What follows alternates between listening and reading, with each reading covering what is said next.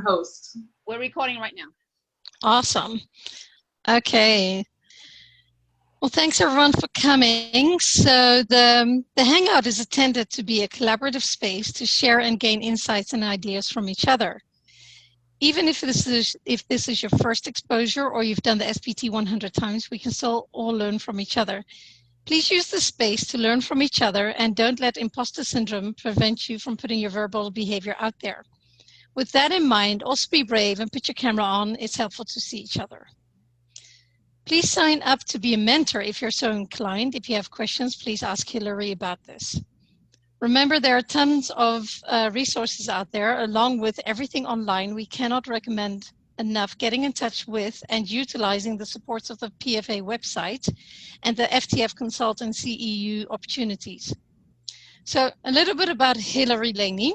She lives on the beautiful Whidbey Island in the state of Washington and works as a severe behavior consultant at Sendon Center, a multidisciplinary organization. She's been a BCBA since 2015 and came into this field trained in DTT, table time, loose FAs, and strict adherence to extinction-based procedures. Upon becoming a parent and at the same time as receiving her credentials, she's been committed to Ascent, client dignity, rapport-based learning, a client-centered care as the basis of all clinical decisions. She's been implementing the SBT process since 2018 and openly admits to her early failures in the process. Since gaining access to mentorship resources and deeper understanding of this process, she has expanded her practice to be exclusively based in SBT. She implements and oversees implementations in schools, clinic, and homes. She has an immense appreciation for the safety and rapport-based approach of this process. So a fun fact about Hillary is that in high school, she wrestled as the only girl in her area and was a nationally ranked female wrestler in the US. This is a skill that has come in handy when handling severe behavior escalations and is now used to create SR and HRE with clients who love to play physically. So Celia is a board-certified behavior analyst. She's been providing behavior analytics services to learners ranging from pre-kindergarten to grade 12. Celia continues to consult for school districts and families and provides training to teachers, paraprofessionals, behavior analysts, and parents. Celia is a professor at Capella University's Graduate Behavior Analysis Program. She enjoys mentoring and supervising aspiring behavior analysts. Her hobbies include administering the Facebook study group called ABA Study Group, which now has over 41,000 members worldwide. She's currently pursuing her doctorate degree in behavior analysis at Capella University. She's been incorporating the ISCA, which is now referred to as the PFA, for the past 5 years. A fun fact about Celia is she used to be a professional paid ball girl at the US Open, so she got early training in getting down low. So I would love to introduce these two beautiful ladies with a ton of knowledge, and I'm very proud to be in contact with this beautiful group. Please take it away, Celia. Thank you, Penny. Thank you so Penny. much. All right. So we'll get started here. Our title page is just a title page, but I just want to I'm really good at my spiel, so I'm going to do a spiel for you.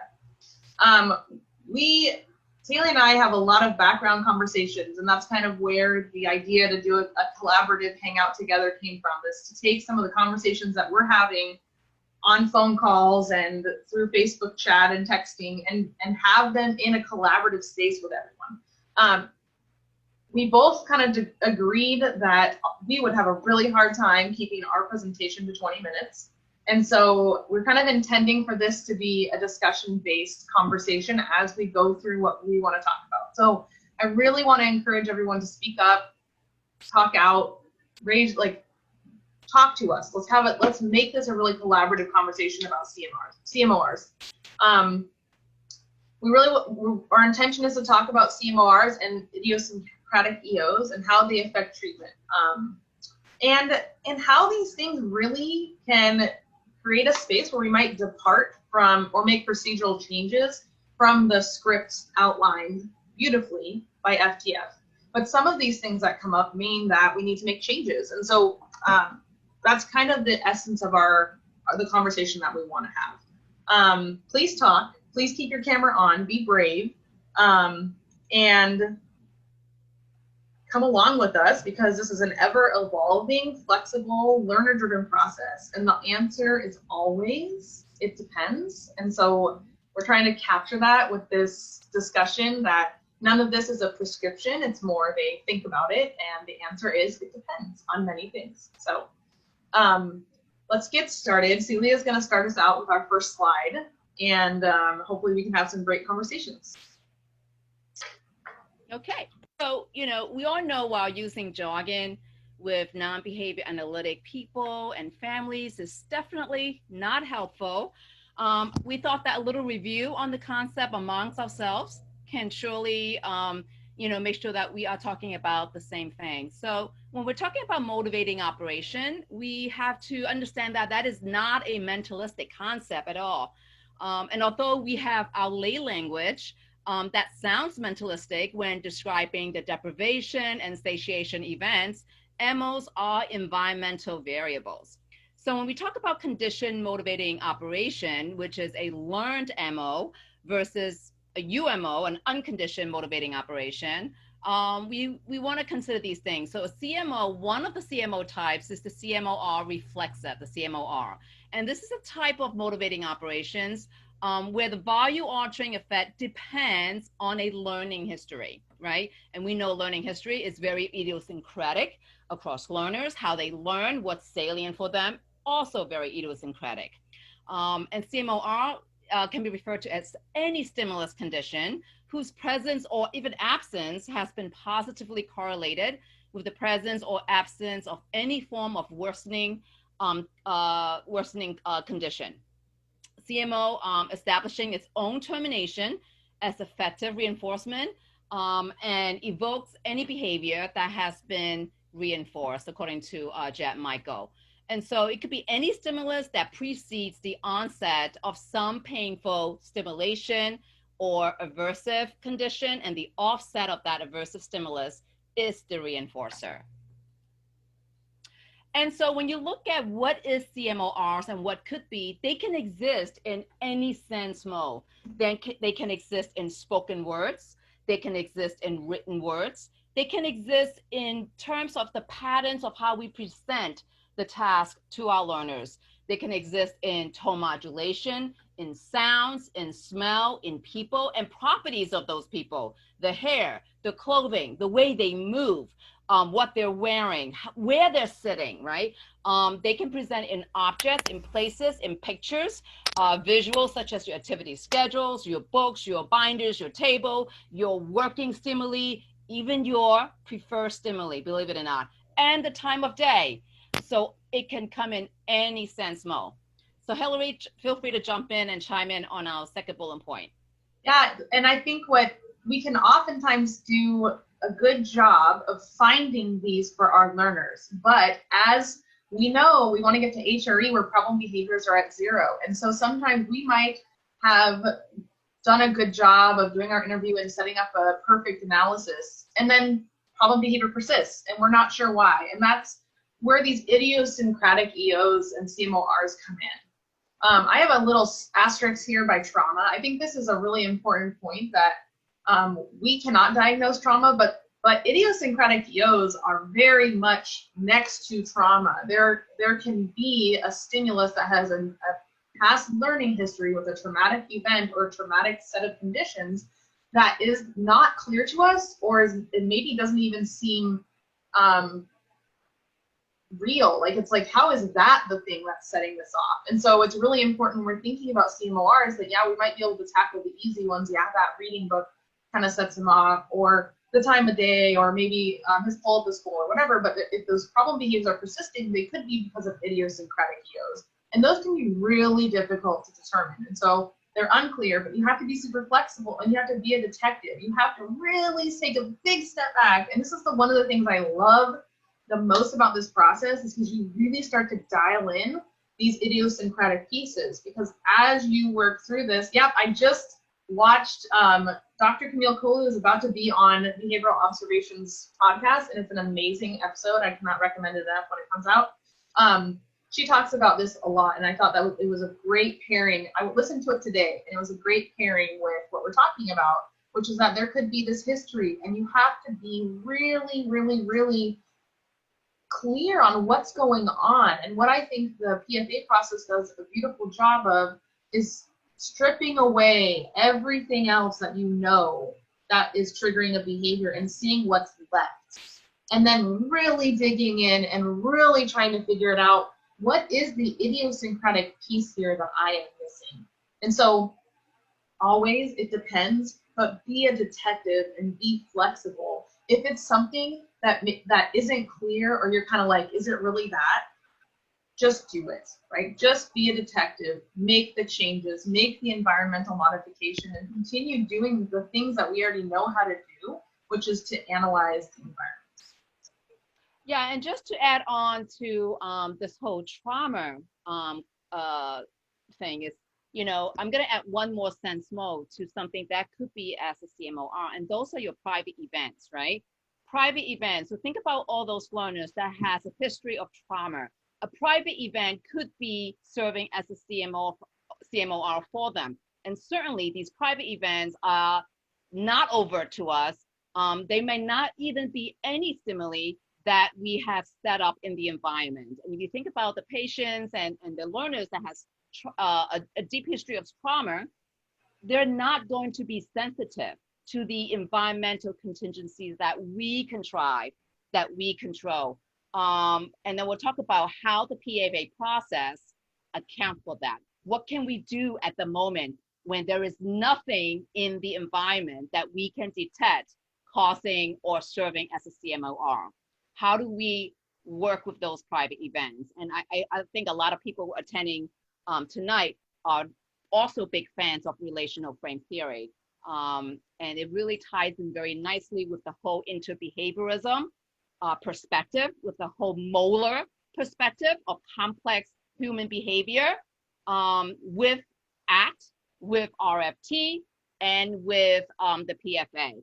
So I think that, you know, our field has really moved away from that single unit of analysis that might work in the operant chamber, but we're not dealing with operant chambers, right? You want to add anything else, Hillary, or anyone else? I don't think so. Does anyone else have anything to add?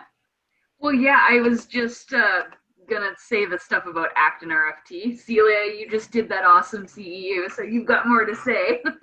But it's also the rules. So and that comes back to ACT too. And whenever I dig down and I discover them, there's often a rule that the learner has that they haven't voiced, and so they're avoiding breaking a rule, and it's completely like you would never think of it until they actually share it with you.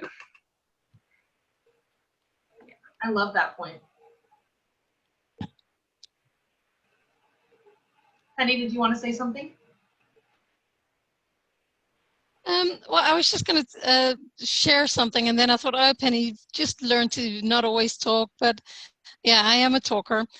So I once had somebody that whenever you got close to the table, she would just freak out and she would say, don't get close to the table. And then after a whole bunch of digging, what happened when she was smaller and they had a table and it was a rectangular table with a very sharp edge. Her sister fell, hit her head against the table. It was a whole big deal. I don't know exactly what happened to the sister, but from that point on, don't get close to the table. And none of us understood why the table was such a big deal until we dug down, as exactly she said, Alicia, to that rule, which was at that point like 20 years in her past, and she had no clue anymore. It was just don't get close to the table. And then her mom said, oh yeah, your sister fell, and only then did that story unfold. But you are so right, Alicia. So very often there is some traumatic event in the past correlated with a rule that has then become don't get close to the table. Yeah, and when I'm thinking about that emotional responding that we see in the presence of these stimuli, I'm working with a severely traumatized learner right now, and we're using reassurance as a prompt. So I'm counting it as a prompt in our progression, but it is being very effective. Like when they're in that mode, instead of prompting the response, prompting like saying a reassuring comment, like, you got this, man, we can do this, I'm here for you, something like that can help get them over the hump to do what you've asked them to do, and then you fade that off. But yeah. Love it. Hillary, do you want to talk about this slide? Yeah, so why is it important for us to control for CMO-Rs in the implementation of the PFA? Well, this, I think, is really the heart of this intervention, right? I mean, the heart is that we create, it is in the beginning a little bit of a vacuum of this perfect paradise where the learner is free of EOs, and that's what CMO-Rs are. There's some kind of indication that things are going to get worse. And so if we're controlling for all of these CMRs, one, we're going to have the best HRE ever, which means that we can proceed to treatment. But it creates safety, and that's so important. We're just going to keep coming back to safety, rapport, trust, dignity, televisability. Really, the cornerstones of this intervention is that we are going to create this safe space where we are going to prevent as many EOs from coming together and from aggregating. And if they do come together and they do aggregate, we are going to earnestly try to figure out what's going on. And we're going to earnestly try to get you back to HRE and keep this place safe. If you have your CMOs really well controlled, you can move forward quickly because you have great HRE. You're going to be able to run trials. You'll be able to keep going. You'll be able to make progress. You'll be able to generalize. And then you'll be able to find those idiosyncratic CMO-Rs, and you're going to be able to treat them by creating EOs and SDs for evoking appropriate behaviors when they are present as you reintroduce them through generalization, which is only then going to support your generalization efforts beautifully. Because if you can find those idiosyncratic EOs and treat them, idiosyncratic CMO-Rs, EOs, treat them, and then slowly bring that back in and then slowly start to aggregate them, when you start to dissolve the vacuum for treatment that you've created, and those things start to come back more naturalistically, they're going to generalize into the real world when they're really happening in real time. And Greg Hanlon has shared a lot of really cool examples of this. One of my favorites is when he talks about an enhanced choice model client they were working with who said, I don't like it when you prompt me for the answer, just tell me the answer instead. And they talked with the learner about, well, sometimes do people do that in real life? And the learner's like, oh yeah. So wouldn't it be cool if the teacher came over and prompted you and didn't tell you the answer if you kept her cool and didn't have, that's all this stuff happened. And then the child decided to allow the prompts instead of getting the answer because they wanted to learn how to deal with that in the real world. And not every client that we're going to have is going to be able to engage in that little conversation. But if we can think about that, what are the things that are going to happen in real time when we are no longer doing intensive PFA with the student, intensive SBT? Those are the things we should be ultimately programming for into generalization. So if you start with that, if you're in the beginning of your analysis, you're thinking about these things and you're being really intentional about them, you're going to set yourself up for some really great success as you move through this and as you get to generalization. Does anyone have any comments? And also, Penny, can you help us monitor the chat? Thank you. Okay, should we continue? Yes? Well, one of the questions in the chat is with regards to the CMOs, can you talk about ritualistic behaviors and ACT? Is this related? Is what related to ritualistic? ACT? Okay. You know how we were talking about the rules and the CMO-Rs? Oh, absolutely, absolutely, yes, absolutely. So with acceptance commitment therapy, there are several skills that you learned from that therapy. And one of them is to look at language for what it is. One of them is to diffuse these rigid rules that we make for ourselves. Another skill is to be more aware of the environmental contingencies instead of following the rule, even when we're not contacting reinforcement. Yeah, absolutely, yeah. Okay, so if you look at the PFA process, what is the first point where we are contacting and having that interaction with the client. And the first point is the open-ended interview. This is probably the most important piece that I think we don't spend enough time on. If you think about the purpose of this interview is to obtain idiosyncratic, qualitative information about that learner. It's not just confirming that, yeah, when we relinquish reinforcers, that will evoke problem behaviors. And it's not just about, yeah, when we present tasks and demands, that will evoke problem behaviors, but it's about how do they consume the reinforcers? How do they manipulate the reinforcers? What type of work will evoke problem behaviors? How is the work presented that will evoke problem behaviors? So I think that when we make sure we control for the CMO-Rs from both the learners here, but also from the interviewees, we can get a little bit more valid information. And I really thought about this, speaking from my own experience as a consumer of the science, as a parent with a special needs child. I just like, what is the CMO-R for me? Well, when I get an email from the case manager and there's an attachment, that's the CMO-R for me. Why? I got forms to fill out. I don't have time for this. It's going to be thousands of forms that I likely have already filled out. What do? I'm going to engage in avoidance behavior. I'm going to engage in escape behaviors. I'm going to engage in a behavior where I'm going to say what I think the case manager want me to say so that I can discontinue that aversive situation and move on to something else that I really want to do. Going into that meeting, right? So going into that interview, maybe certain people present themselves as a CMO-R. Maybe it's the way the seating arrangement presents itself. Like, why am I the only one sitting at one end of the table and I've got 5 school staff on the opposite end? How come no one is sitting next to me? That doesn't make me feel good. And that is a CMO-R for me that, oh my God, I have to engage in attack, defensive behaviors, right? Or escape behaviors or avoidance behavior or behaviors maintained by negative reinforcement.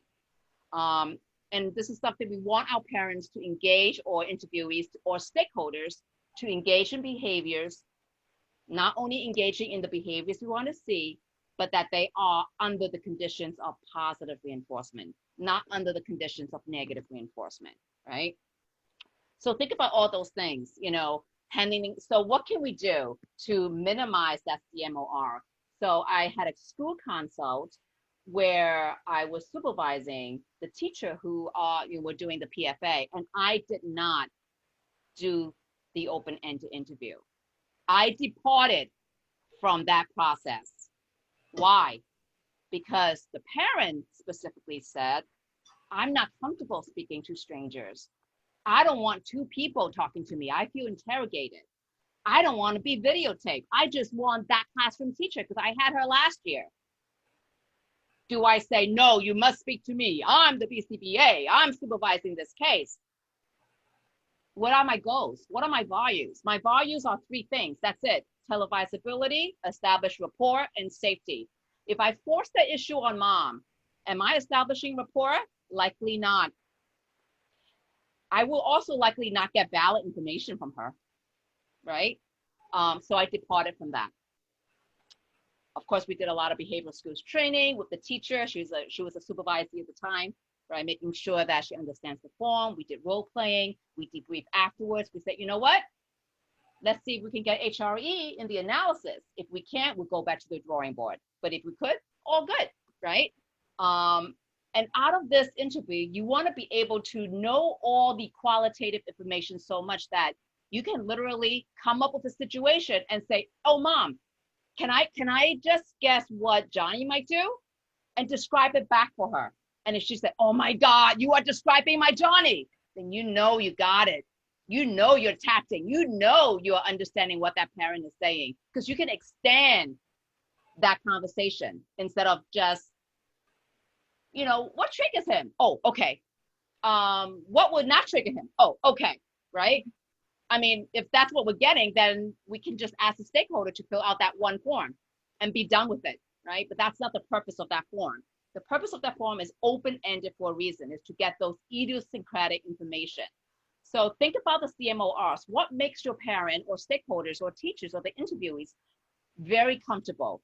What put them in that positive reinforcement condition, right? There's only really two conditions, either aversive or positive.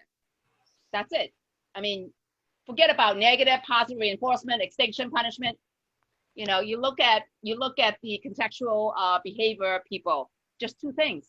It's either positive or aversive control. Okay. Maybe you need to do some priming. I'm going to send you a form. When's a good time for me to talk to you? Where you're not cooking dinner and doing homework at the same time, because then the parent's going to engage in those behaviors maintained by negative reinforcement, right?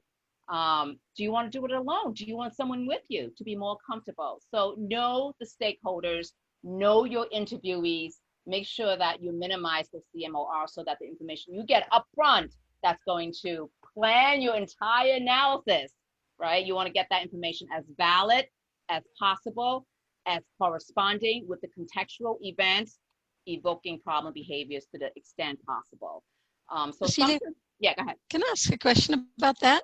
Yep. Because I think many of us do try, and then you step into the situation and then life happens, right? Johnny is present where, as you'd asked, can we just do this alone? So long story short, say you have done everything you can, you have prepped, you have said when is the best time, and then when the interview arises, it is a suboptimal condition for the interview. Do you then just reschedule, or do you then just take what you have? Or, I mean, the perfect scenario will never be, right? I'm going to go back to Hillary's first thing. It depends. I'm going to give it back to the interviewee and let them, do you want to continue, or would you feel more comfortable for us to pick it up another time? Because what is my value-based score? And out of rapport, there's going to be a better chance for me to get valid information. So I give it back to the interviewee. You know, do you want to continue and see how we end? Or do you want to make another time when your mindset is more suitable for our conversation? And again, it's that trust relationship. Either way, it's okay. I want you to be comfortable in this interview. That's my number one goal, Mom. That's my number one goal, teacher, right? Whatever that looks like for you. Anyone want to jump in on that and share their experiences? Well, I'm just gonna shout out because I love this slide. I think that this is just thinking about CMO-Rs. We're so focused on our client, the person we're treating, which is very important. But taking a step back and looking at like the very basic part of this, first things first, is the interview. And so thinking about the CMO-Rs that might be present here is so powerful. And I just love this slide, Celia. I love it so much. It was totally her idea, and I love it. I think to speak to Penny's question a little bit, some of the context is really important for that too. So sometimes when I'm working in homes with families, it might be a little bit of a different context than when I'm working with stakeholders in schools and trying to gain family input. So I think that also depends on the interview, because ideally we get everybody's input. So we get a big picture, but sometimes that's not always possible, or to the extent that we would like. So I think the context really matters for that as well.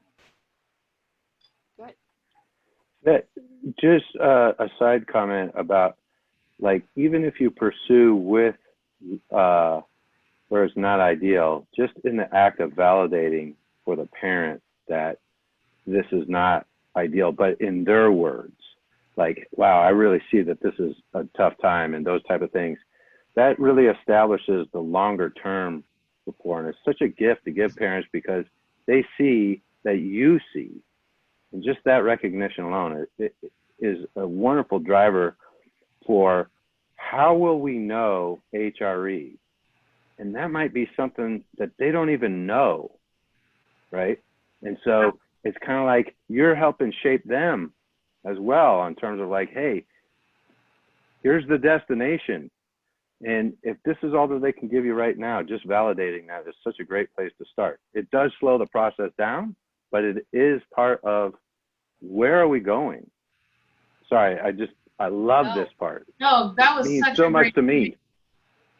That was a perfect point. I think, you know, sometimes we have to do this a little bit trial by fire because we might not know what HRE is. A family might not know what HRE is, and maybe nobody knows what HRE is. And so it can be, I mean, I'm going to repeat this a lot. You have to be a detective sometimes, and sometimes the interview is not enough of that. I know ideally, I mean, Greg Hanley talks about how you can do one of these in 30 minutes. And I think that's a great ideal, but it's not always the case, right? You might be able to get all the information you can get in 30 minutes. And then you get in there with the stakeholders and problem behaviors are persisting and nobody really knows why, right? And so then you have to be a flexible detective and start to really dig in and find out what's been going on.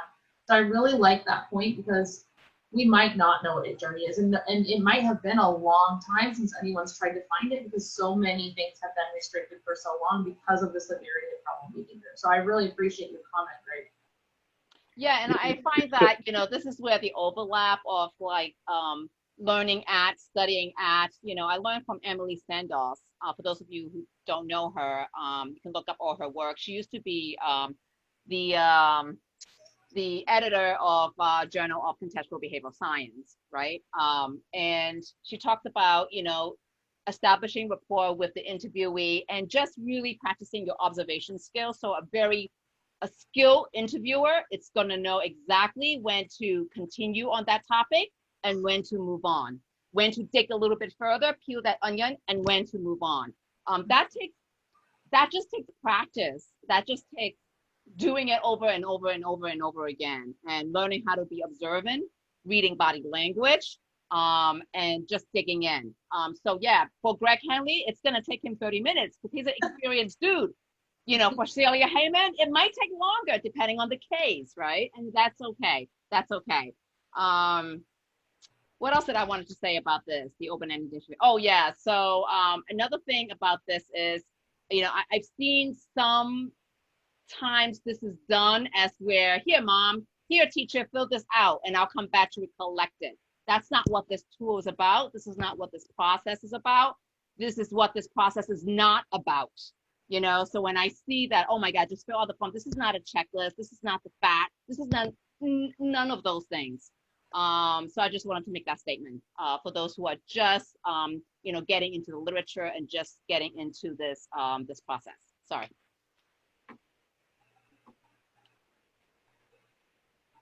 Okay. All right. So is this you, Hillary? we're, like I said, this is we're trying to emulate a conversation. Celia and I were spending time making these, and we ended up doing like 3 hours of just talking about, and we're like, we should just recorded these conversations that we're having.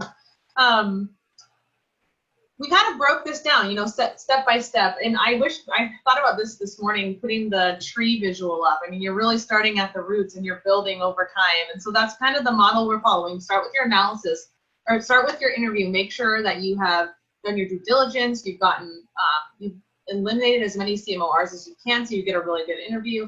And then when you're ready, start moving into analysis. And so as we were talking about analysis, and the control and test conditions, we were kind of realizing that it's a flip it on its head and flip it and reverse it, right? Like whatever we're putting for the control and we're saying address it this way, it's the opposite for the test to a certain extent. And so some potential CMO-Rs in their control condition that you maybe hadn't prepped for. Maybe you did your interview, maybe you did your due diligence and you get into your control condition and behaviors are persisting. Here are some potential CMOs we talked about that maybe you didn't plan for.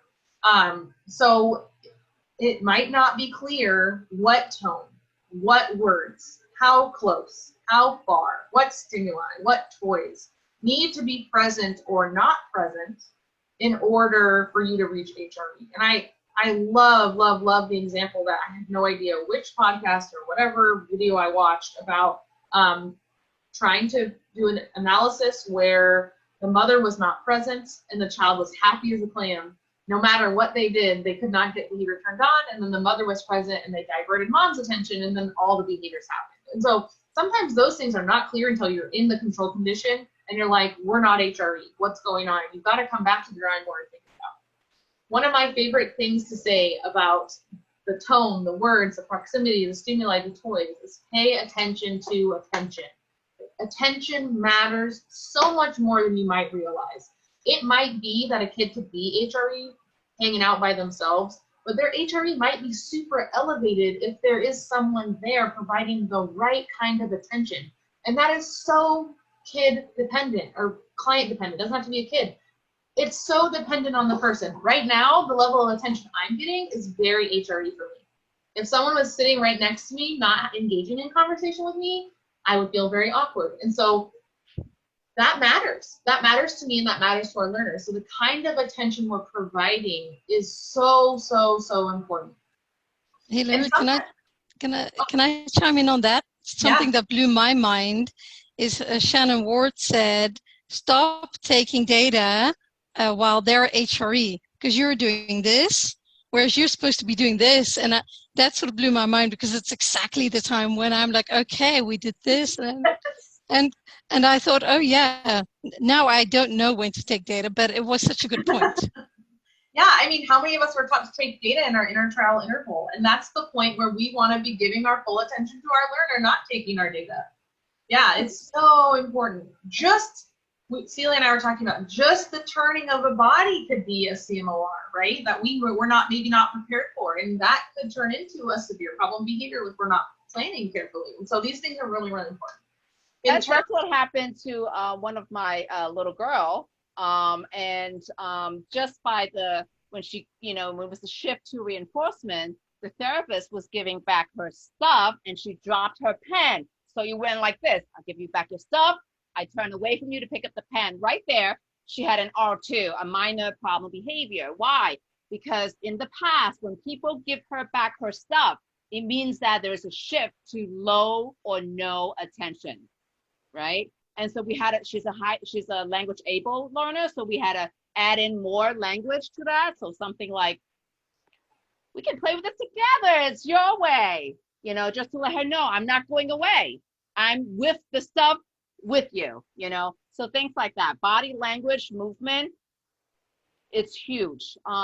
With the tone, another example was, this is in the analysis. This is actually, it was in the test portion of the analysis. We had a few good data points, and then the third data point, there was a long latency to evoke problem behavior. Now, in applied, outside of the analysis, that's a great thing. Yeah, toleration, right? Excellent. This therapist is very friendly, very likable, very reinforcing.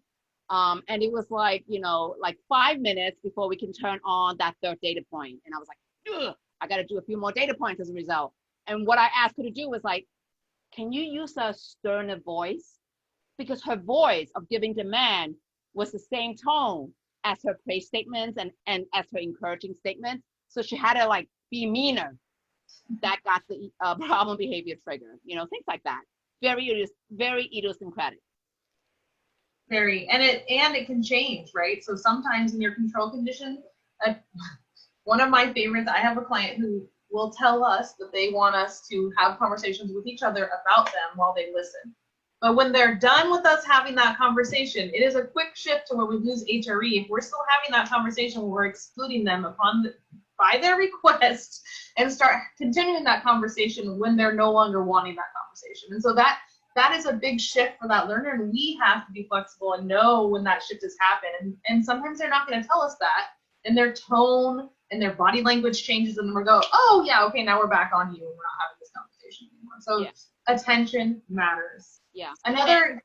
Oh, go ahead, Celia. I was going to say what really helped me, and it kind of went together with this whole telehealth model that we've been experiencing, is that, I've been asking for videos. It doesn't have to be a long video. It could be 5 minutes, 10 minutes of your kid that you think when he's happy.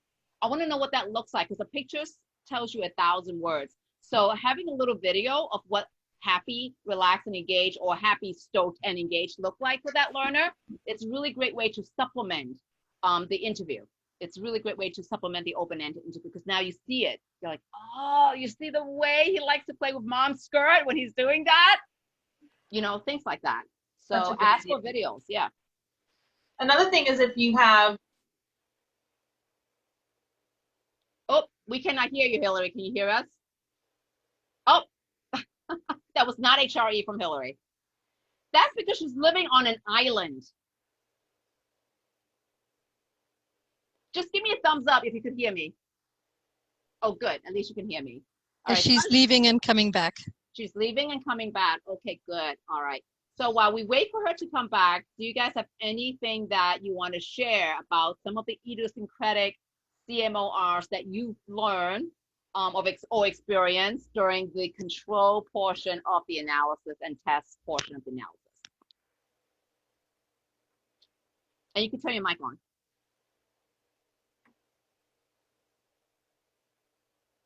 Is there anything in the chat, Penny? Nope, not in the chat. Okay. Yeah. Will you ask that question again?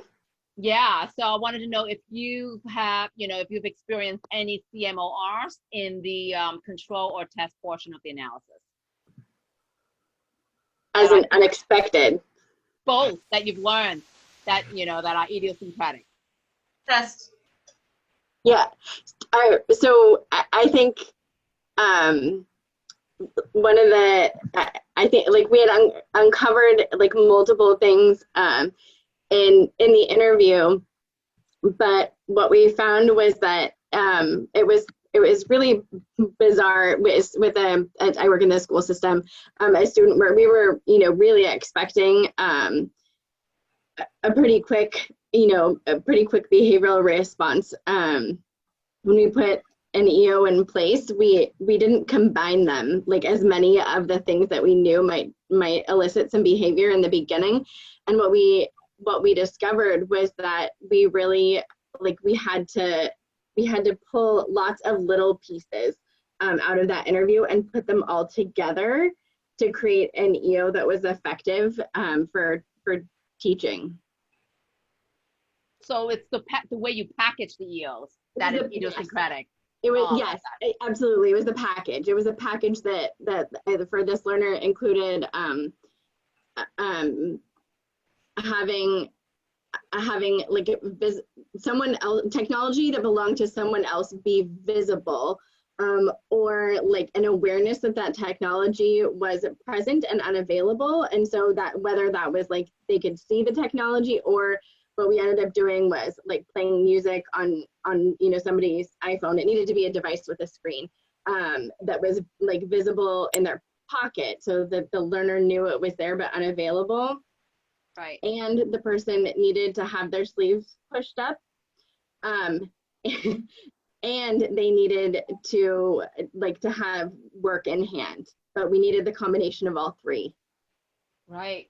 Interesting. Yeah. And so when you come across those idiosyncratic unplanned EOs during the test, during the analysis, your biggest fan, your biggest savior would be just continue with reinforcement, just continue with child-led as much as possible. And this is one thing that, it's very important to provide the expectations of what the analysis look like to your stakeholders.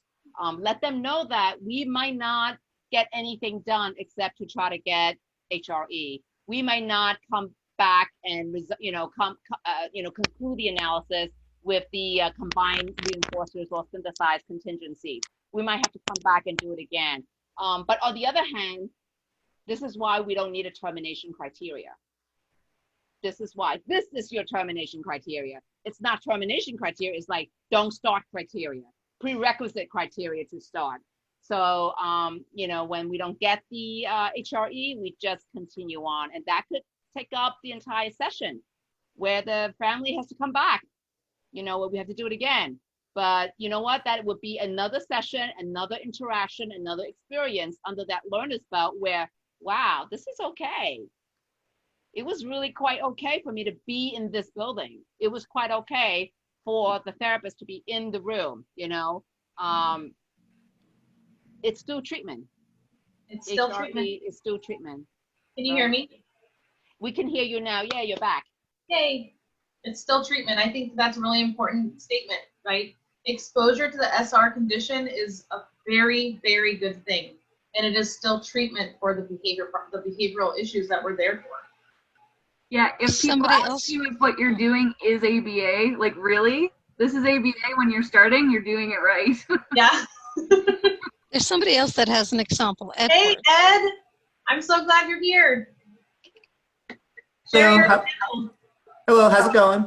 Good. Nice to see you again. Nice to see you. So I have, first of all, in that last comment, I was thinking to myself, be fearless in doing nothing. Like, you don't rush into things. It is really hard. It's a skill to not have to do something. It's like we talk about sometimes with some of the students, like the behavioral vomit. They just try to throw a bunch of stuff out and see if something sticks. Like, I feel like when we're unsure of things, we just want to start trying things. And sometimes it's best just to just chill for a little bit and just give them more time. So that idea of being fearless, like to not do a test during an entire session, I think is a really hard thing, but it's something that can not be said enough because, we've done at this point over 10 of these, over the last year. And I would say at least 3 or 4 of them that happened in the first session. So, and that's not to say that we didn't have good interviews and whatnot, but like the example I have is we had a student who, he has some pretty serious self-injurious behavior. He will get aggressive. To be honest, one of his biggest things is the darting and eloping. But he's very guarded. When Greg was there observing the second time he came to our campus, he was looking at him. And he's like, there's no chill in him. There's no chill. And it's true. Like, he's constantly standing, moving around, walking back and forth. It's pretty amazing to see. So when we're in the middle of our analysis and we're terminating reinforcement. He's coming over and doing a ton of work. It's like we're on like 15 minutes, like the stuff that we thought would definitely turn it on is not turning it on. Okay. So then we start talking to each other. Like he goes back to reinforcement. We're talking and he starts doing this like little vocalization. Now he's a vocal stim kid. So you're thinking like that's just part of his, that's his happy, relaxed, and engaged. No, we discovered not only was attention one of his big EOs. So we didn't know that going in really, but then also a new R2 behavior, which we hadn't considered either. That vocal stim, that's all day long, him saying that he is not happy about stuff that's going on. So it was just cool to see it. If we had rushed in or if we had, not considered that, if we had just assumed that it was the things that we had thought from the interview, then his treatment would have gone, nowhere. And to be honest, it ended up being like a start and go process for, at least 2 or 3 weeks where we'd have a good session and then like a scratching our head, session, a good session. And it ended up, there was a couple more EOs that we discovered down the line. So he was just a kid that was a hard, case to crack, but don't rush into things. That's really the big takeaway, I think. Right. Absolutely. And the only way to address those aggregation of EOs, which you don't even have control of, because you were not even in the life of that learner yet, but that learner comes to you with a whole long history of EOs, all those things that learner brings to that analysis, there's nothing that you can try. There was no, it was not any of the environmental contingency that you put out there. He came with those EOs, right? It's an aggregation of EOs. So the only treatment that is possible and safe is extended time in SR, extended time in child-led.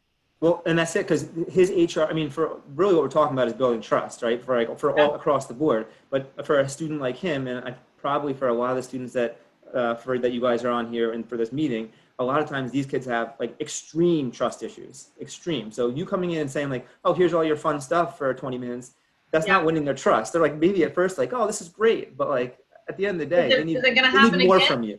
Yeah, they're waiting for the other shoe to fall. Yeah, I just started in ISCA yesterday with the first day of in-person school with a brand new in-transfer student, and they were like so happy, but so anxious that the stuff that we had in that room would not be there tomorrow. Like, can I take this home? Can I take this home? Can I take this home? Can I take all day? Super stoked, super anxious. And I just kept reassuring the team, every day he comes back, this will get better because he will realize that this is not changing. We are not taking this stuff away. And that is a long history for this high schooler. That every time something cool happens, it's gone. Every time I don't get it for a long period of time. So he needs more time in HRE and SR. My longest analysis took 6 weeks. It was a really intense one because we had such a long learning history, and finding HRE was really hard. It just took a lot of detective work to figure out what those aggregated EOs were, even in the first place. Yeah. And then for those language-able learners where their behaviors are much more controlled and influenced by rules, rules that they make up in their head, rules that maybe people told them in the past, you know, how do we get them to be more sensitive to the environmental contingency? And the only way is just exposing them to child-led. Because if you look at, and I'm going to tie it back to relational frame theory, how do I diffuse that rigid rule that therapists are not bad? That when I see a therapist with a binder, with a clipboard, with a timer, that bad things are not going to happen to me. The only way we could do that is to expose them to multiple exemplars. Yeah. And being in child-led is an exemplar, right? So it's like, oh, I got out of this clinic and I was okay. That's an exemplar. Next session, I still don't trust them. I'm still gonna have these R2s. Again, I got out and I was okay. Another exemplar. So just think about their long history of bad behavior mod. Mm-hmm. For us to give them a week of exemplars is nothing in their life, what they have already endured. Yep. It's nothing. Yep.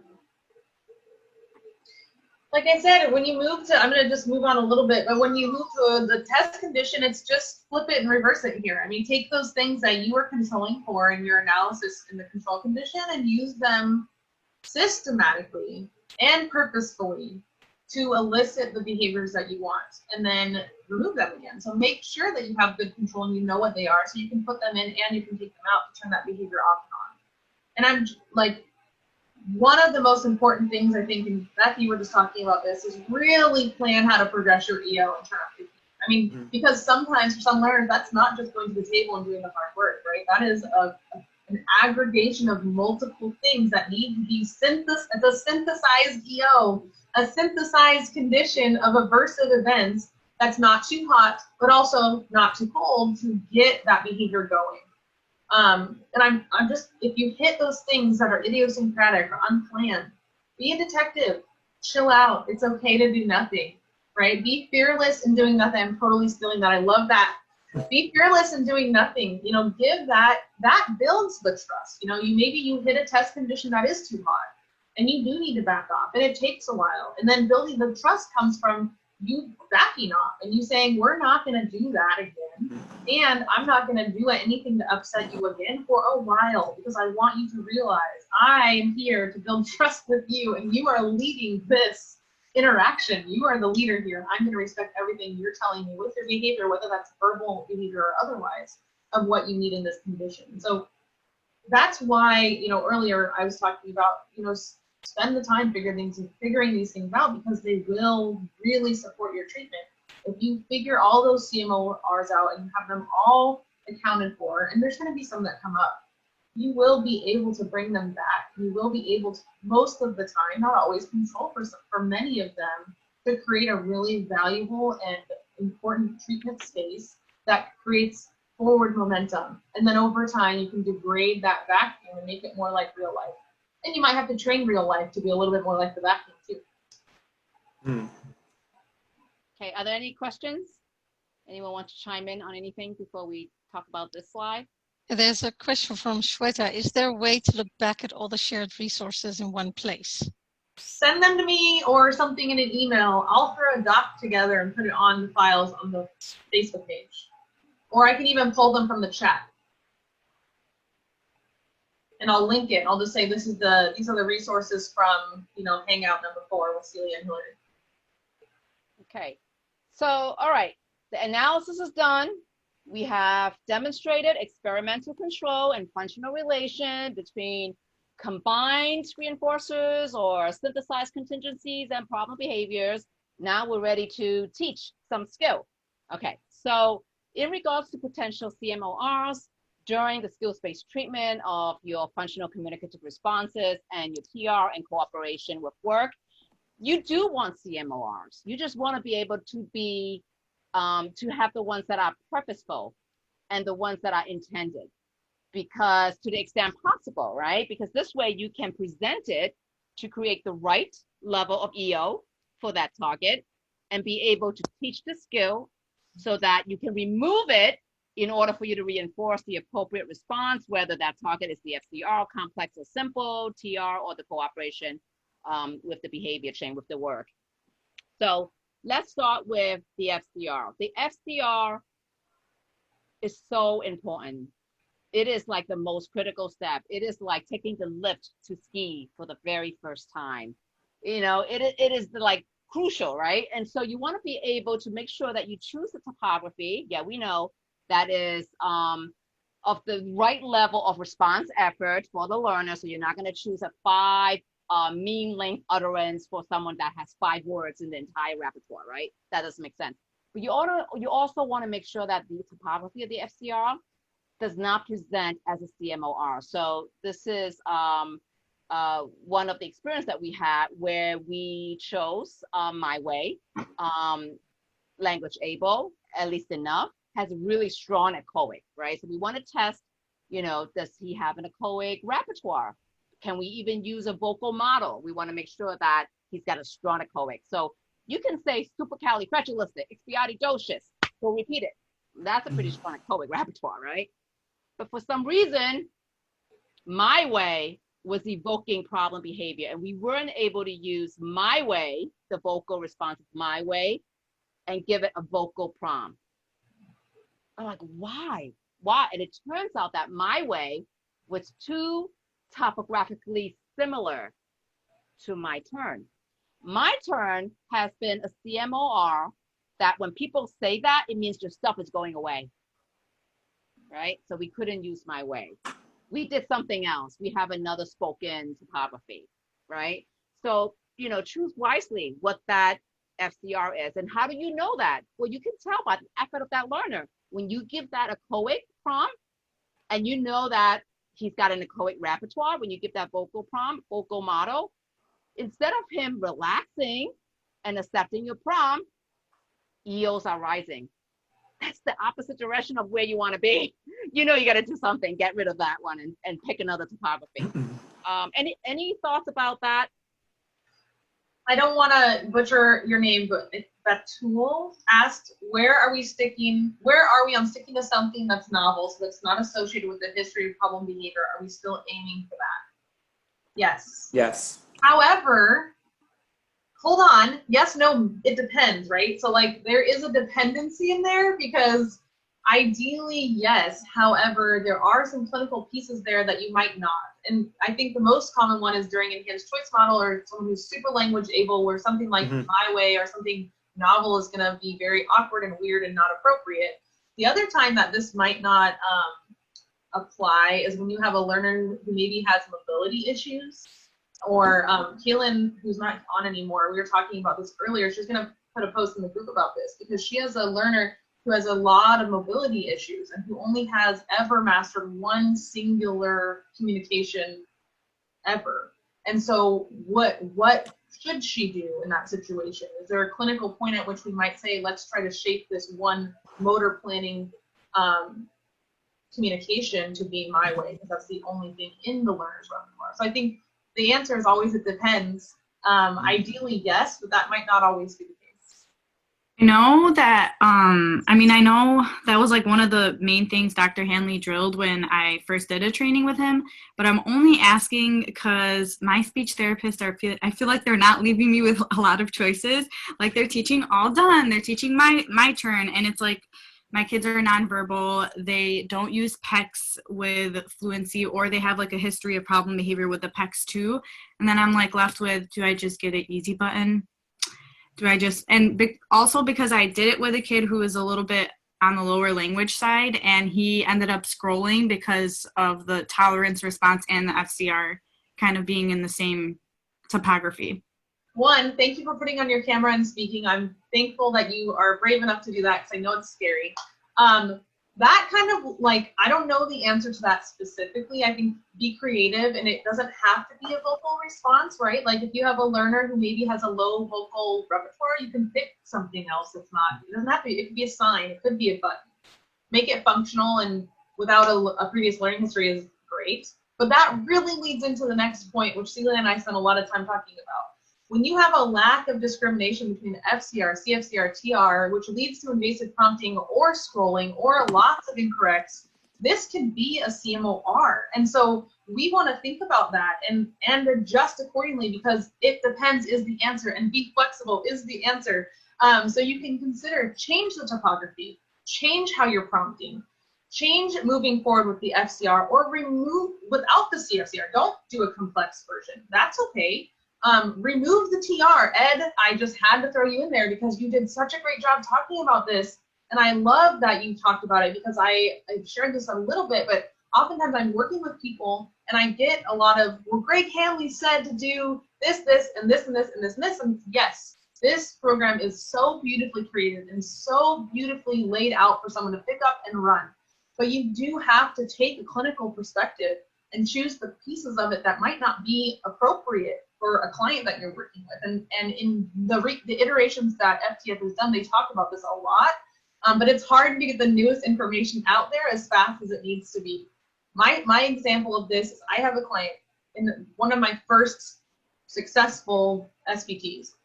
We were teaching, he's all sign, and so we were teaching a complex MTR. So there was a tap on the shoulder, a tap on the chest for my way, and a thumbs up for okay. And we spent so long trying to clean up his scrolling. So long. I was so frustrated. I was like, we're not going to do this anymore. We're moving on.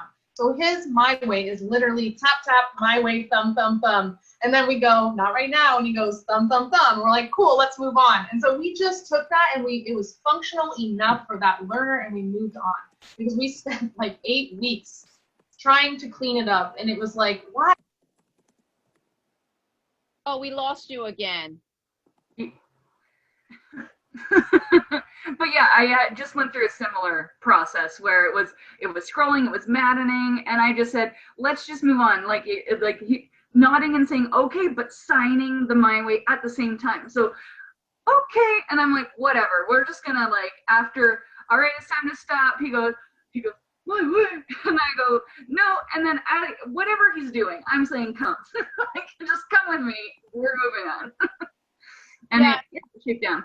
Yeah, and again, you have to work with a multidiscipline team, and I think that sometimes we need to, just remind the team that this is the protocol, and the purpose of this is to address behavioral excesses. This is not teaching language niceties.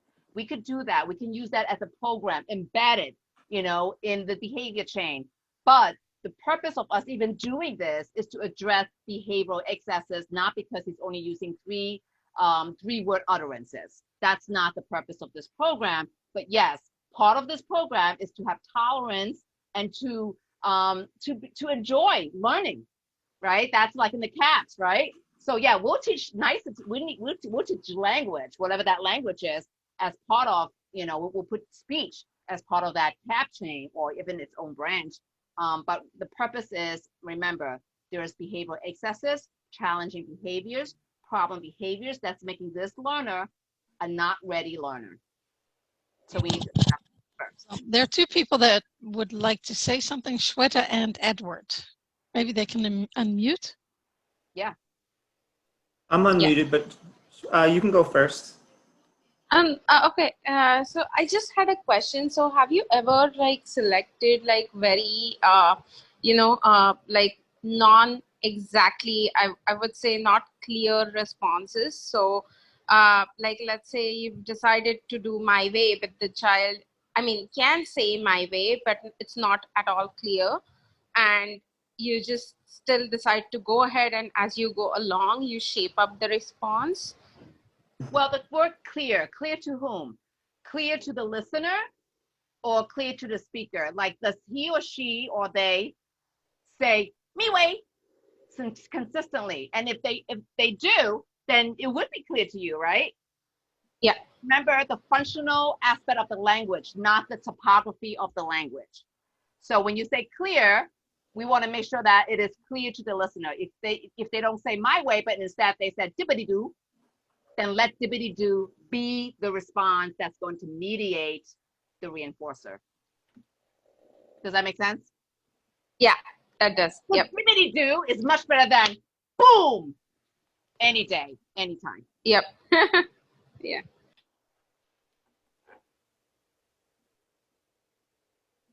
Ed, you have something? Cool. Okay, great. So in talking about, this is a great program, but yes, you have to use your clinical judgment and all that. So we were talking about it last week or 2 weeks ago, whenever it was, but the idea of rigidity, right? Like being rigid is if that's the way you are, then you have to shake that and get away from it, because with this, you can't be rigid. You have to be fluid in the way you're approaching first the analysis and then the treatment. And it's like every trial, every session is your open eyes. You're not just assuming anything. So the two examples that popped in my head just now were we spoke about them a couple weeks ago, were coming back to the tolerance response for the EOs that are way too hot. So, the one learner, she was confusing the TR and the FCR, and I'm so glad she was, because she did that, we dropped the TR and just went back to the FCR and then went into CAB 1. But because of that, then we were able to reintroduce the TR later on down the road when we started to really give her some CAB 6 challenges. So that we would have never done that if she had not been having difficulty in the beginning. And it was just really cool. So now whenever I see something that's too hot for another student, I'm already thinking like, oh, we're going to come back to a tolerance response for this, because once they've gotten through, they've built success and they know the game, and they figured out like, sometimes they're going to give me some stuff I don't want to do, and I'm okay in this place. I trust this person. So you have to build that equity with them, in the bank. You don't have enough equity with them at the point in the very beginning. But as far as the vocal capabilities, we talked about also 2 weeks ago, where if you have a learner who has a hard time with echoics, like they can make the sounds, but either they're aversive or they become something that, the speech teacher or the classroom teacher is saying to you, like, yeah, they do not like doing this. They have a device or they use their PECs or whatever it is. Usually in those cases too, I found that they also don't use the PECs very well, and they damage the device because the device gets frustrating to them. They're having a hard time communicating, but they're also having a hard time with you presenting your NEO to them, trying to even teach them. So by going through this process, if you make it simple in the beginning, don't worry about doing the TR with them at that point. You just get them to be able to turn on and off your behavior with whatever communication they can do. You can come back to it. So the student that I spoke about a couple weeks ago, he hated echoics, but then he was able to tolerate echoics in CAB training as one of the branches. Well, then we just started teaching him OK, right? So OK is one of his echoics. Then down the line, we came back to the tolerance response of OK. So his FCR was 2 hands to the chest, but then you say, like, nope, I'm sorry, Blade, that's not going to work this time. He goes, OK. Just like that. It was the coolest thing ever. Never would have happened if we had started from the beginning. Just would not have happened. So again, just not being rigid. I remember those iPads, those augmentative devices, those are like CMO-Rs for a lot of kids from their history of learning. Yep. I got to press this, and like what I need, a silly M&M, it's like hitting under 5 tabs. Yeah. Now, how often is a token board a sign of worsening? Token board's coming out. Okay, here we go. Table flips. But why? This is how you earn your stuff. Well, I had all my stuff prior to the token board. Why do I want that now? It's like, it's a sign of worsening. Jill also has something to share. I just thought I'd share real quick with, in responding to the scrolling, it reminded me of a client that we had who was engaging in echoics before the FCR. So it was playtime's over, playtime's all done. He would say, all done, my way. And, techs were looking to me, how do we shape this? What do we do? And so I observed it a little bit longer, and I was like, well, kind of stuck like what we're all saying right now. Like, do I just stay here, or do I let it prevent him from moving on? And we just played around with it a couple of more trials, and I just said, why don't you just say playtime's over? And I said, let's try it. And it literally worked. Just changing what we said after our clap completely got rid of the echoics. So just thought I'd share that. Absolutely. You just reminded me of another client that I have. One of the reasons why he was just training my way, okay, like that was because his deficit, his areas of improvement is auditory discrimination, right? So all he hear you say is do work, but he didn't hear the word no. So no should be discriminated. That would be the ST for him to say, okay. So he never heard that. It was just not salient. So we even have to like make that pause with a gesture. No, right? Yeah, I've treated that chain when I've had the same issue. In my mind, I see it as a chain. So when we have task analysis chains for skills, what do we do when part of the chain is wrong? We go back to the last independent response and then move forward. And yeah, so I've had success using that mentality with differentiating that not right now. Let's try that again. Let's go back to not right now. And then the okay. Yeah. And I for my supervisees, when they're doing this, or my therapist, I'm like, always go back to behavior analysis, right? There's generally 3 categories of why the problem behavior or inappropriate behavior or incorrect behavior continue to persist, because they're getting higher quality consequences as a result, number 1. Number 2, they don't discriminate what you want them to do. They can't it's a lack of discrimination. And number 3, they just don't have the skill yet. They have to practice more. Mm-hmm. Those are generally 3 reasons why behavior persists, So if you go back to that, right, you're able to tease it out and problem solve and troubleshoot. Can you hear me? We can hear you now. Yay, she's back. Okay, let's see how long it lasts this time. One of the examples I really wanted to share about the TR is that we didn't put this on here, but your environment might be too hot. So Kaylin gave me her permission to share this example that we talked about, one of her cases where she had the table of high expectations had some games on it. And we talked about how just the presence of the games themselves might make your EO too hot. So CFCR was mastered and they were moving to TR, but every time they did a TR, the client, it was an enhanced choice model, client would opt out. Because the history was, when you say no, it's time to do it, we have to do it. And so they expected to have to go to the table and play the non-preferred games.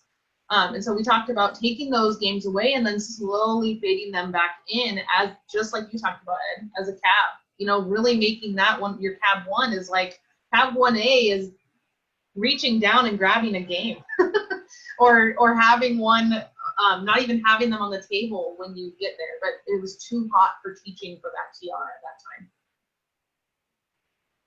A CMO-R we haven't talked about yet, but I run into quite a bit. Well, to start with is the signs, like the salient stimuli that say, hey, it's time to practice. So like there might be a practice sign, there might be a headband, there might be a wristband, and the conditioning of that as a CMO-R. So they're like, no, because it's like, I don't want to practice, put that sign away, especially when we're not doing enhanced choice model with some of these other learners, where it's more of, Dr. Hanley talks about it in the 10-hour training about, you're not going to do a whole enhanced choice model, but you're going to still have an open door policy, right?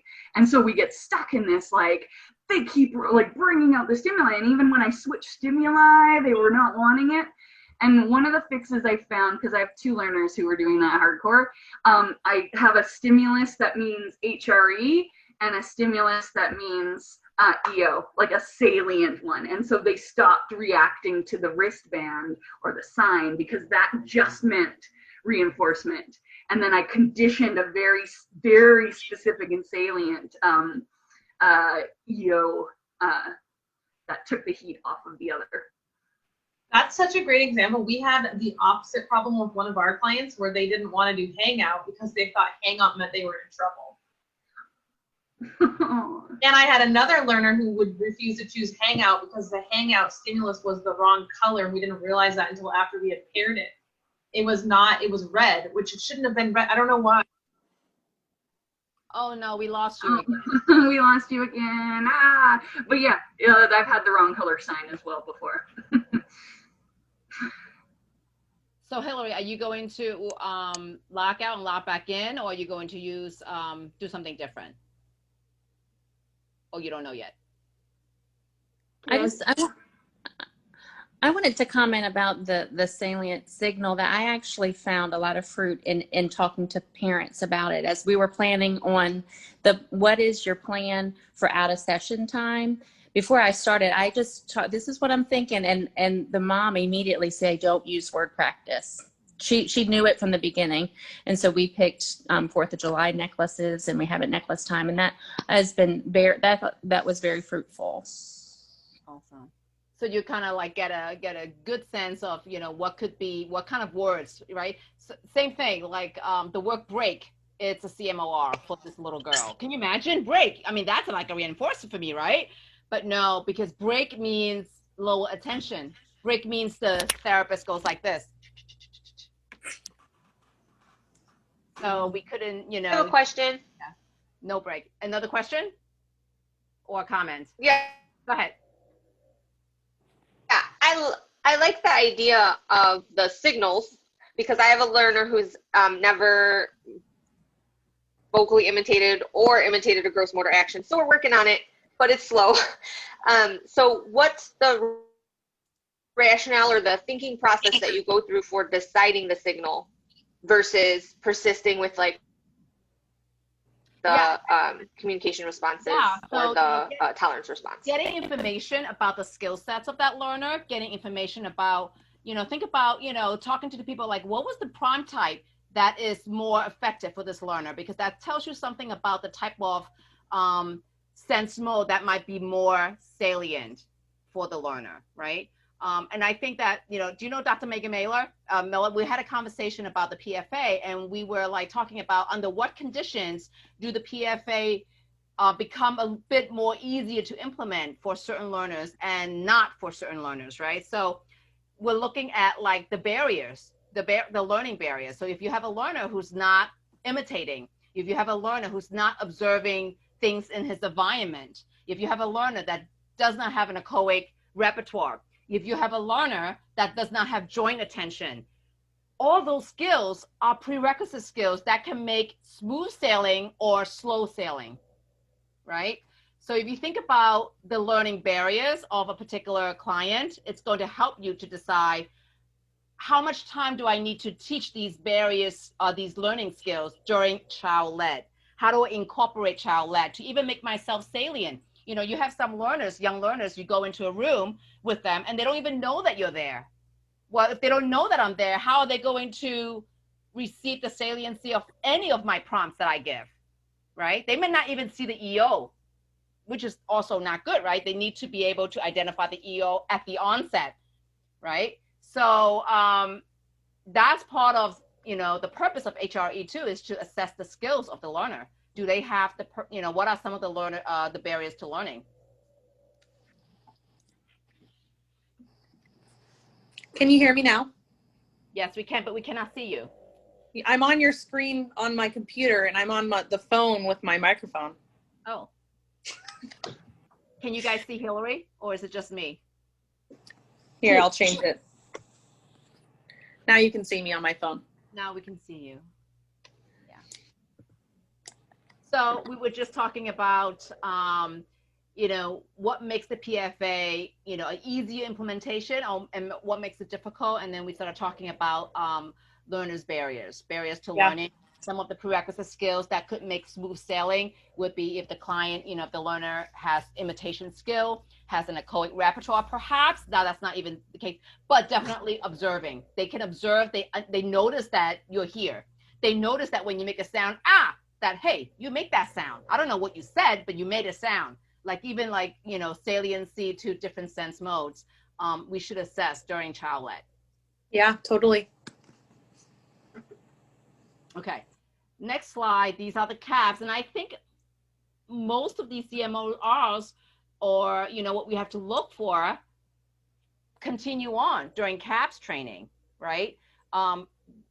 Understanding the type of work that is most aversive and less aversive so that we can, sufficiently, plan for those targets so that we're not planning for a target that is too large of an EO. The component skills of that type of work is important. We talked about pattern of task presentation. I have a kid that used to get really, really upset if math was brought up before reading. But if reading comes before math, he's okay. It's the same math work, it's the same reading work, but it was the presentation and the pattern that we present the skill.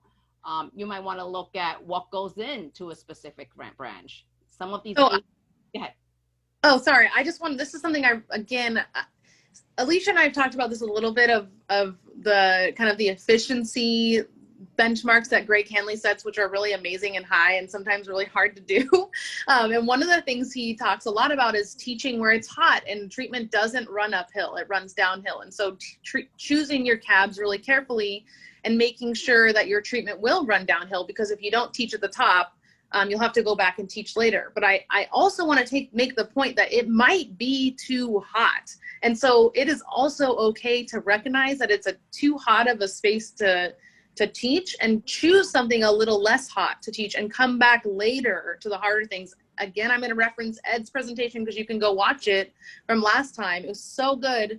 He talked about the TR, I think, was just such a great example of that for that specific learner, that was too hot. But you could also think of that in CABs. Maybe a chain of table work is going to be too hot, whereas a chain for doing an adaptive skill won't be as hot, and you'll have more success. You'll build the toleration that then when you come back to that really hot chain, the toleration skills are in place and it's not as hot anymore.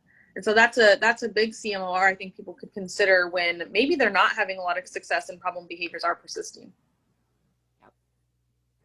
I had a kid that, one of the ADL was a CMO-R, but it was not because it was effortful. It was because in the past, it was always dad that does the teeth brushing. So it was dad that paired teeth brushing task to be very aversive. Maybe the way that dad was teaching, I don't know what it was, but it was not the task itself. But, that was the CMO-R. That teeth brushing, we had to just put it away, until he gained more skills, gained more trust, gained more tolerance. Yep. I think sometimes too, when you're thinking about CABs, I don't think it's kind of in here, I guess, but the idea of what kind of prompts are needed to teach the skill. Some students find the particular prompting strategies to be very challenging for them. So that's one thing. And then making mistakes. Like some students don't like to make mistakes. So that might be something that you don't want to give something that's too hard, because then they could become emotional when you're still trying to go downhill. You're still trying to, build that trust that, this isn't that terrible. You have expectations for them. They're going to have to put in some work, some sweat, but sometimes, consider what would be a CAB 3, 4, and 5 and what's better down the road for 8 to 6. Yep. Absolutely. Yeah. Going back to this little girl, it was not the task itself, but it was when she didn't know the answer, and the prompt or the help that the therapist was given was not helpful. It did not evoke the correct response. And when she just had 2 unsuccessful correct responses, she would say, my way. Of course, that was an incorrect response in that particular behavior chain, that target. But then we had to drill it more. And so we changed the prompt type, like Ed, you were saying, we changed the prompt type and we gave her a vocal model. So we basically say the answer so she can say it, and she was good. And she tolerated the work, she learned. So it was just like, what, we need to give a little bit more instruction in our teaching instead of just more attempt at trial and error, because this kid found trial and error very aversive. Well, I like to think of that as a different program. We put that as a different program in another CAB branch called Tolerance to Persisting During Mistakes. Well, acquisition shouldn't happen till CAB 6, right? Yep. Like, CAB 5 is a branch of mastered component skills. Yes. And you should really be teaching something new until you get to the end of that branch. Yep. And then we taught that branch, and then we taught another branch where it's like all new hard stuff, and it got her that juice, Yep. Yeah, absolutely. There's a CAB for that. There's always a CAB for that. Yeah. Celia, was that in a school setting? This was in a school setting. Yes, it was. So how do you get the teacher to tolerate you giving the answer instead of the problem solving? It was really awesome because this teacher was my supervisee, who's not a BCBA. So yeah, I had that advantage where, first of all, she bought on to this whole process. She was a big fan. So I didn't have to sell much to her. She's like, give me guidance, give me whatever, she was just absorbing it. I didn't have to sell anything. Okay, now Jill, I officially hate you. Well, Jill, Jill, go back to Ed's hangout, which was so awesome because Greg Hanley was there, and we had this great conversation about getting buy-in. And so go listen to that, because we talked a lot about how to get buy-in in various settings, and schools can be really difficult. I'll definitely have to do that, because I'm working with a client right now at a Montessori school, and they're not even wanting any type of anything. So, but part of that too is figuring out why can't you get buy-in, right? Like I mean, I was like on one train of thought until you said Montessori school, and I was like, no, it's not that, because I think for a lot of people in school settings, there's anxiety around not meeting compliance requirements. But clearly, like, that's probably not the case in a Montessori setting, but there probably are, like, there's something about the whole idea that's aversive for the staff. Well, actually, there kind of is, in the sense that they have this model and they only accept students that fit in this model. Yeah. So if they don't fit in the model, they're not a candidate any longer for the school. So we're trying to help them maybe make an exception. Yeah. So one of the things that I've brought up at Montessori schools in the past is that Maria Montessori said that teachers were to design the environment. And then I used original writings from Maria Montessori to show that this is exactly what we're doing. I love it. I love that. Beautiful. I love that. Yeah, because the thing is that so much of people's experience with ABA is protocol driven as opposed to clinically driven, what we're talking about here. And this clinically driven approach is exactly what Maria Montessori was talking about. You pay attention to the kid and you set up the conditions for them to learn. And this is exactly what we're doing. That's right. That's right. You talk about rigid rules, right? So you have people that purchase these franchises and open up these Montessori school, and for some reason, these rigid rules get passed on. You know, they have their own set of history as educators. Like, you have a Montessori school, but you're operating under a set of rigid rules that are not Maria Montessori's. You know, and again, it's like having people like, you know, how's it working for you with this kid? You know, are you able to educate this particular student under these rules that you operate under? You know, are they becoming a citizen of the world? Yeah, right. Exactly. Citizen of the world. Yep. Quote unquote. Yeah. Yeah. Yeah, and you can't expect people to believe you until you can do this, until you can show them some behavior change that is like significant socially for this person. And so I do kind of bite the bullet and pull back and try to, you know, do something in a context maybe that's different, and then show those results before expecting access. Yeah. So totally. what time it's past 8 o'clock. I think we have to wrap it up. So this is for Hillary, but I just want to say one thing. And I want to say one thing because I've been incorporating a lot of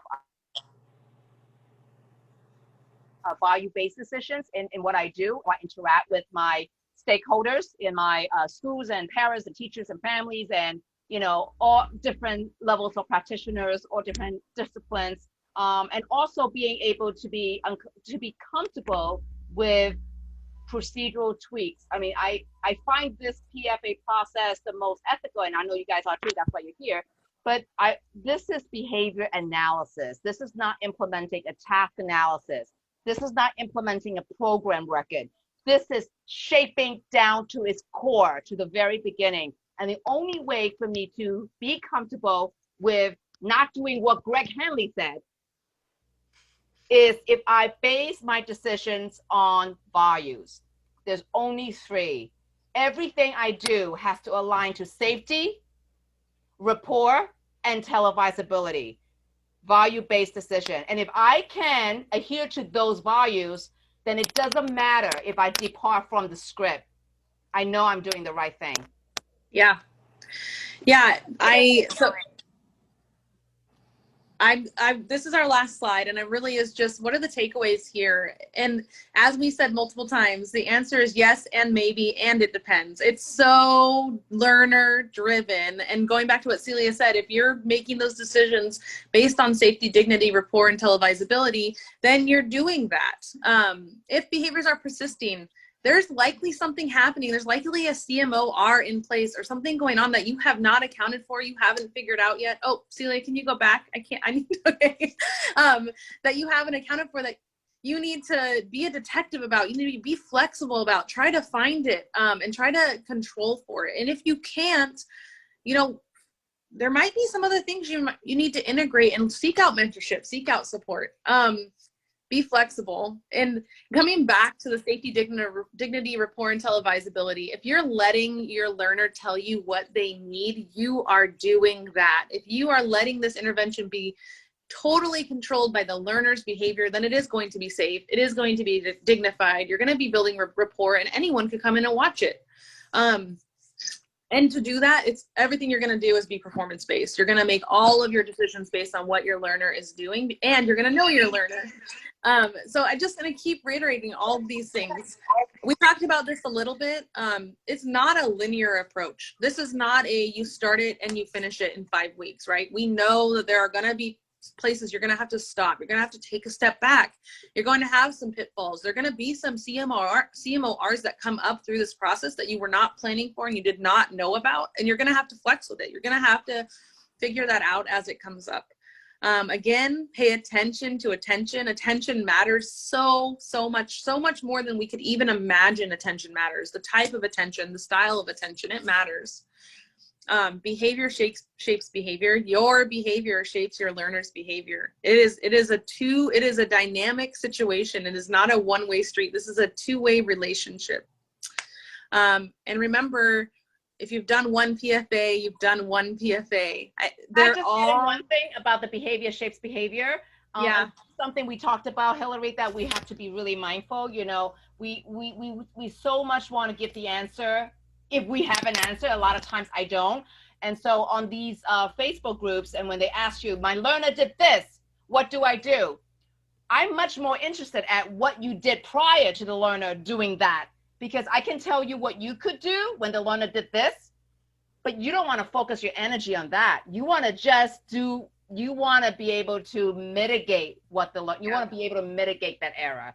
So I want to concentrate and focus on what you did prior to that behavior and change that, because behaviors shape behaviors.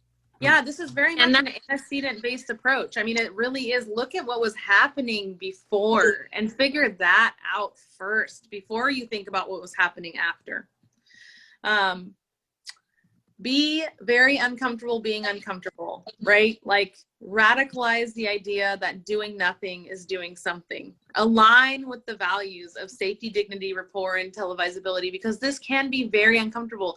It can be very uncomfortable to do nothing for a couple of weeks while you get to figure out what's going on with your learner. It can take some time, and so be comfortable with that. It's okay for it to take some time, as long as you're aligning with the values and you're looking towards forward momentum. You're not doing that for no reason. You're doing that with the purpose of moving forward in this treatment. So thank you guys so much for this hangout. It was awesome. Such a great conversation. I think it felt like we were all sitting around the table having some coffee or wine and actually talking about all of this. And I really appreciate that. And that was the intention Celia and I had. So thank you so much for coming. Thank you. Thanks, everyone. And I know you guys are wrapping up. I have one more question, Hillary, if you have time, or Celia. Yeah. Oh yeah, I do. Okay. I think I know my answer, but I want to unpack it. So HRE, during HRE and CADS, a new a CMO-R has turned up, and I'm noticing it, and I'm figuring it out. But it's like, for example, we do music time, and sometimes she wants me to sing along, and sometimes she says, shut up! Like, she doesn't want me to sing along. And so this is supposed to be HRE, and shut up! And so then I shut up. Like, I accidentally did an EO. I'm not prompting her to say, excuse me, can I have my way, please? I just turn it off and learn for next time not to sing during that song, correct? You don't want to prompt during an HRE. My answer is going to be, it depends. Okay. Let me share a personal example, and maybe, so once for me, with my clients, once I have them stabilized into CAB branches, we start to go back to those unplanned EOs and teach them to man from my way when they come up. So they tell us there's an EO in place that we have not planned for, instead of engaging in a behavior like that. We don't do that right away. We start a CAB branch specifically for that, where we start to fabricate unplanned EOs and then teach the learner to tell us, excuse me, I want, because then we know what the EO is at that time, right? Then we teach them to say, excuse me, I want my way. And then depending on the learner, it depends. If they have a lot of language, we might start asking them to tell us, what would you like, right? So we might start, one of mine currently is to script a movie that they're watching, because it happens sometimes that someone says the movie, whatever line, and previously that might end with a punch in the face. And so right now what we're doing is we will start scripting the movie. The client says, excuse me, can I have my way? And I say, what do you want? And they say, please stop talking. Sure, you can have your way, I'll stop talking, right? And so we build those in, so then when the unplanned one comes up, they immediately say, excuse me, can I have my way? And we can, if we don't know what they want or they can't tell us what they want, we then know to start looking for that unplanned EO. But oftentimes we do know what it is. So that's my it depends answer. Yeah, and if you don't want to, you want to continue with child-led, you just want to reinforce that in the child-led, then now you know what EO you're going to bring up during therapist-led, during adult-led. You're going to sing that song. And then Yes. Right? Okay, great. Thank you guys. I appreciate it. And you might not know when the switch happens for when she wants you to sing and when she doesn't want you to sing, right? So I was talking about this earlier. I have a learner who wants me to talk about her to other adults and then immediately doesn't want me to anymore, and sometimes isn't going to tell us that. And so we have to learn their body language and what they are doing in that transition time, so we stop before they reach that point where they're going to shut down or engage in problem behavior. So we're learning that about their precursor signs, so we don't even hit the precursor from an EO that we may accidentally be placing. And R2 precursor? And R3? You mean an R3? An R3, yeah, precursor. Oh, that's good. Well, thank you. Have a good night, everyone. Bye, Hillary. Bye, everybody. Thank you so much. Good night.